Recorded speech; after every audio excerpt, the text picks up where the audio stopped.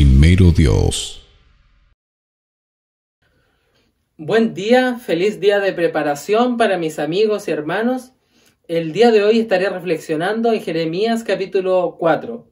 Mencionarles que este libro nos muestra cómo el pueblo de Israel se desvía continuamente de Dios y aún así Él está dispuesto a perdonarlos y a darles la oportunidad de volver a empezar. Este capítulo se divide en dos partes. Del versículo 1 hasta el versículo 4 hay una invitación a volvernos a Dios. Desde el versículo 5 hasta el versículo 31 hay anuncio de castigo, de juicio y de la ira de Dios. Quiero desarrollar la primera idea, la invitación a volver. El capítulo 4, el versículo 1 nos dice lo siguiente. Si te has de volver, Israel, dice Jehová, vuélvete a mí. Si quitas de delante de mí tus abominaciones y no andas de acá para allá. Aquí se nos presenta el pueblo de Israel extraviado, perdido del camino. Y para eso es lo que tenemos que volver. ¿Cuándo tenemos que volver? Cuando nos hemos extraviado, cuando nos hemos perdido de la senda correcta. La Biblia dice en Proverbios 14:12, hay caminos que al hombre le parecen derechos, o sea, cree que va bien. Pero dice la Escritura que al final su camino es un camino de muerte. ¿Por qué se perdió el pueblo de Israel? Si tenía tanto conocimiento, conocía la ley de Dios y todo es la reglamentación, pero aún así se perdieron. La Biblia nos dice en el versículo 22 por qué ellos se perdieron. Dice lo siguiente, porque mi pueblo es necio, no me conocieron. Son hijos ignorantes y faltos de entendimiento. Son sabios para hacer el mal, pero no saben hacer el bien. El versículo nos sugiere que por tres cosas el pueblo se desvió. Primero, porque no establecieron una relación profunda con Dios. Número dos, porque no entendieron. También debemos decir que la vida espiritual es cognitiva. También hay que entender, comprender, racionalizar la fe. No debemos tener una fe ciega. Y número tres, porque ellos estaban acostumbrados a hacer el mal. Oseas 4:6 nos dice, el pueblo perece por falta de conocimiento. El camino a Cristo en la página 25, en este contexto dice lo siguiente. Dios no fuerza la voluntad de sus criaturas. Él no puede aceptar un homenaje que no se le dé voluntaria e inteligentemente. Una sumisión meramente forzada impedirá todo desarrollo real de la mente o del carácter. Haría del hombre un mero autómata, y no es ese el designio del Creador. Dios no quiere que hagamos por hacer. Dios quiere que entendamos por qué hacemos las cosas y comprendamos. Así que hay un elemento cognitivo que al pueblo de Israel también le faltó. Entender, comprender. Por falta de conocimiento se alejó el pueblo de su Señor. ¿Cómo debemos caminar entonces? ¿Cómo debemos andar? El mismo capítulo en el versículo 2 nos sugiere lo siguiente. Y si con verdad y conforme al derecho y la justicia juras, vive Jehová, entonces las naciones serán benditas en él y en él se gloriarán. Dios espera entonces de nosotros que seamos veraces, que andemos en la verdad, que seamos sinceros de corazón, no superficiales, que seamos correctos y que busquemos siempre la justicia. Vamos a la segunda idea que se desprende de este capítulo. El anuncio del castigo, del juicio y la ira de Dios.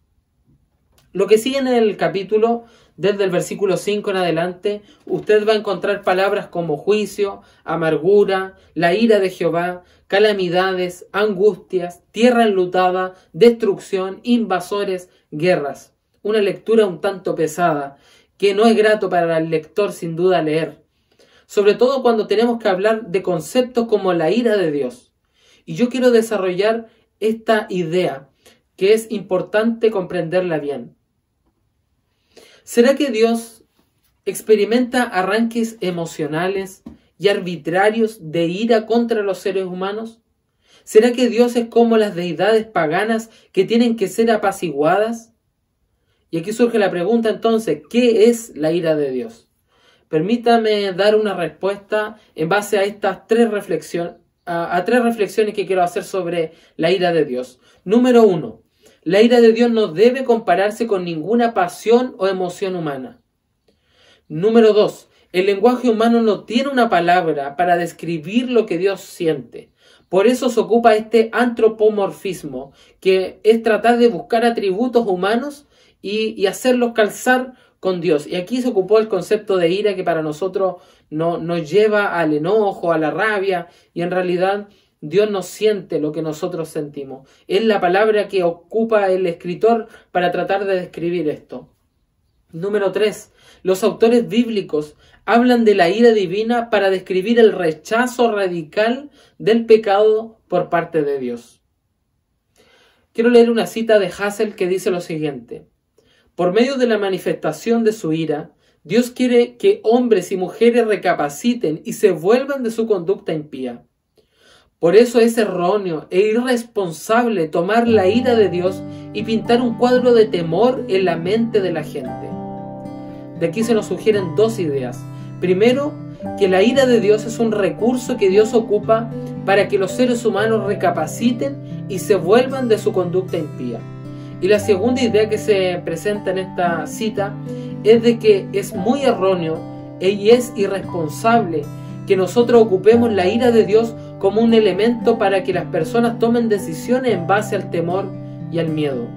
Nosotros creemos en un Dios de amor y quiere que tomemos decisiones de manera racional, no solamente desde una perspectiva emocional.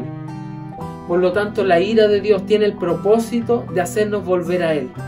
Debemos vivir como cristianos un continuo volver. Vuélvete a Dios. Vuélvete a Dios no solamente por una emoción, sino vuélvete por una convicción, por un entendimiento claro de la voluntad de Dios. Este es el llamado para el día de hoy y es la invitación cariñosa de Dios para que volvamos, para que cada día de manera continua podamos volver a Él. Vamos a orar al Señor y vamos a decirle a Dios que queremos volver a sus caminos. Te invito a cerrar tus ojos y a orar. Querido Padre y buen Dios, Tú que conoces los caminos de los hombres, conoces nuestra vida, Señor, más que nadie, Tú puedes ver si estamos desviados o extraviados del camino. Y queremos, Señor, que Tú nos ayudes a volver a Ti. Te agradecemos porque Tú estás dispuesto a perdonarnos y a recibirnos, Señor. Y queremos, Señor, que Tú puedas ayudarnos en esta caminata. No solamente para vivir una relación cercana, devocional contigo, sino también para tener un elemento cognitivo en nuestra vida que nos ayude a entender realmente lo que Tú quieres para cada uno de nosotros. Y también para interpretar de manera correcta lo que Tú esperas y quieres en el propósito que tienes para cada uno de nosotros. Bendice a cada uno de los que está aquí escuchando esto, que nos ayudes a cada uno de nosotros a volvernos a Ti, y te agradecemos por lo bueno y por lo amoroso que eres para con nosotros. Te pedimos todo esto en el nombre de Jesús. Amén.